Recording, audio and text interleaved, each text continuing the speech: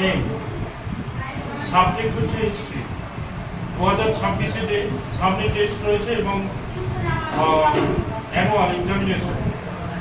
তো যে প্রশ্নগুলো আজকে 8 এবং 4-এ ভিডিওর মাধ্যমে প্রকাশ করা হচ্ছে সেগুলো 2026-এ অবশ্যই আসবে, তোমরা দেখে নাও।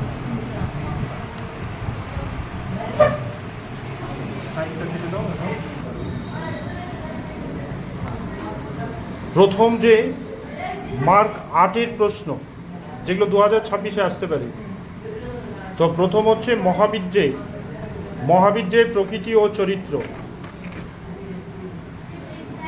দ্বিতীয় প্রশ্ন, প্রকৃতি, মানুষ ও শিক্ষার সমন্বয় বিষয়ে রবীন্দ্রনাথের শিক্ষা চিন্তার সংক্ষিপ্ত পরিচয় দাও। 3 নম্বর, 19 শতকে বাংলায় নীল বিদ্রোহের কারণ কি ছিল? 4 নম্বর, রেখা ও লেখার মাধ্যমে ভারতীয়দের জাতীয়তাবোধ বিকাশের ভূমিকা। 5 নম্বর, নবজাগরণ বলতে কি বোঝো? 6 নম্বর, বঙ্গভঙ্গ আন্দোলনে শ্রমিকদের ভূমিকা। এর মধ্যেই 2026-এ 8 মার্কের আসবে। এবার হচ্ছে মার্ক 4, উদ্বাস্তু সমস্যা সমাধানে ভারত সরকার কি উদ্যোগ গ্রহণ করেন?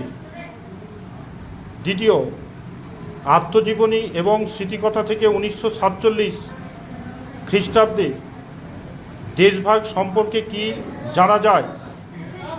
3 নম্বর, কাশ্মীর সমস্যা সম্পর্কে আলোচনা করো।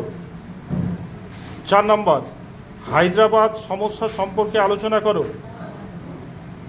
5 নম্বর, রশিদ আলী দিবস কেন পালন করা হয়? 6 নম্বর, সশস্ত্র বিপ্লবী আন্দোলনে নারীদের ভূমিকা। 7 নম্বর, গান্ধীজি আম্বেদকর বিতর্ক। 8 নম্বর, বারুদল্লী আন্দোলন সম্পর্কে আলোচনা করো। 9 নম্বর, গগেন্দ্রনাথ এর ব্যঙ্গচিত্রের মাধ্যমে কি ফোটাতে চেয়েছিলেন?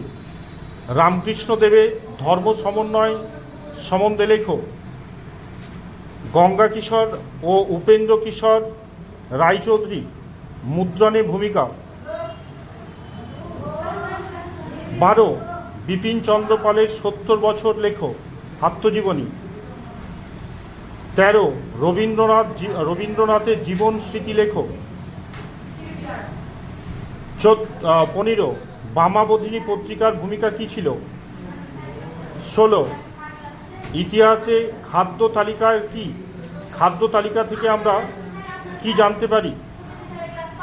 16, ইতিহাসের উপাদানগুলি আলোচনা করো। এই প্রশ্নগুলির মধ্যেই 2026-এ টেস্ট এবং ফাইনাল দুটোতেই আসবে, তোমরা এই নোটগুলো করে নাও।